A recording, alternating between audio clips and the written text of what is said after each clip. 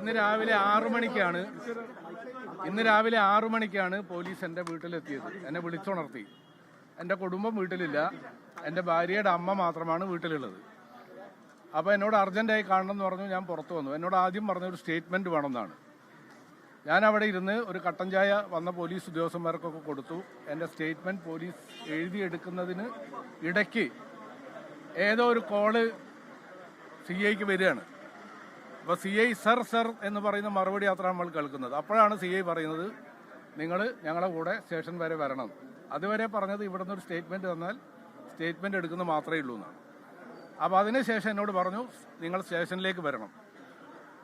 അപ്പോൾ അങ്ങനെ ഞാൻ എൻ്റെ വസ്ത്രം മാറി സ്റ്റേഷനിലേക്ക് പോരുമ്പോൾ വഴിയിൽ വെച്ചാണ് ഇമ്മീഡിയറ്റ് ആയിട്ട് ഇദ്ദേഹത്തിന് വീണ്ടും ഒരു കോള് വരുന്നത്. എൻ്റെ മെഡിക്കൽ പരിശോധന നടത്തണമെന്ന് പറഞ്ഞു. അപ്പോൾ അങ്ങനെ എന്നെ നേരെ മെഡിക്കൽ പരിശോധന നടത്താൻ വേണ്ടി കൊണ്ടുപോയി. അപ്പോൾ കൊണ്ടുപോയപ്പോൾ ഞാൻ BP പേഷ്യൻ്റാണ്, ഷുഗർ പേഷ്യൻ്റാണ്. രാവിലെ പ്രഭാത ഭക്ഷണം കഴിച്ച് ഗുളിക കഴിക്കേണ്ടതാണ്. അതിന് സമയം കിട്ടിയിട്ടില്ല. അപ്പോൾ അല്പം BP കൂടി കണ്ടു. അപ്പോൾ ഡോക്ടർ ഇവരോട് പറഞ്ഞു, ഇങ്ങനെ BP കൂടി കാണുന്നൊരു ആളെ നിങ്ങൾക്ക് കൊണ്ടുപോകാൻ പറ്റില്ല, BP നോർമലായിട്ട് കൊണ്ടുപോകാൻ പാടുള്ളൂ. അപ്പോൾ ഒരു സംശയം, താങ്കളുടെ നിർദ്ദേശപ്രകാരമല്ലേ ആശുപത്രിയിൽ പോയത്? അല്ല, പോലീസ് കൊണ്ടുപോയതാണ്.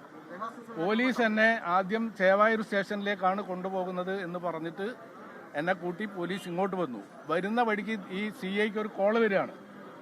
ആ കോളിൽ പറയാണ് എന്നെ മെഡിക്കൽ പരിശോധനയ്ക്ക് വിധേയനാക്കണം. അങ്ങനെയാണ് കൊണ്ടുപോകുന്നത്. എനിക്കൊരു ബുദ്ധിമുട്ട് അനുഭവപ്പെട്ടില്ല. പക്ഷേ അവിടെ ചെന്ന് പരിശോധിച്ചപ്പോൾ BP കൂടി കണ്ടു. അപ്പോൾ ഡോക്ടർ പറഞ്ഞു, ഇത്രയും ഹൈ BP ഉള്ള റെക്കോർഡ് ചെയ്യപ്പെടുന്ന ഒരു സമയത്ത് നിങ്ങൾക്ക് കൊണ്ടുപോകാൻ പറ്റില്ല, നിങ്ങളിവിടെ ഇമ്മീഡിയറ്റ് ആയിട്ട് ഇദ്ദേഹത്തിന് മെഡിസിൻ കൊടുക്കണം, BP നോർമലാക്കണം എന്ന് പറഞ്ഞു. അങ്ങനെ ഒരു മിനിറ്റ് ഞാൻ പറയാം. ഒന്ന്, അപ്പോൾ ഞാനവിടെ അവരെനിക്ക് മരുന്ന് തന്നു. പിന്നെ എനിക്ക് ഭക്ഷണം ഹോസ്പിറ്റലുകാർ വാങ്ങി തന്നു. മരുന്ന് കഴിച്ചു, ഭക്ഷണം കഴിച്ചു, എൻ്റെ ഗുളിക കഴിച്ചു. പിന്നീടാണ് ഇങ്ങോട്ട് കൊണ്ടുപോരുന്നത്. ഇതൊരു കാര്യം വ്യക്തമാണ്. ഏതോ ഉന്നത കേന്ദ്രങ്ങളിൽ നിന്നുള്ള നിർദ്ദേശപ്രകാരമാണ് ഈ നാടകമൊക്കെ പോലീസ് കളിച്ചുകൊണ്ടിരിക്കുന്നത്. നേരത്തെ പ്രവീണോട് പറഞ്ഞ പോലെയാണ്. കോഴിക്കോട് ജില്ലയിൽ 42-ലധികം പഞ്ചായത്തുകൾ UDF 2 കിട്ടി. 44 പഞ്ചായത്തിൽ ഇടതുപക്ഷ ജനാധിപത്യ മുന്നണി പരാജയപ്പെട്ട് UDF ജയിച്ചു നിൽക്കുകയാണ്.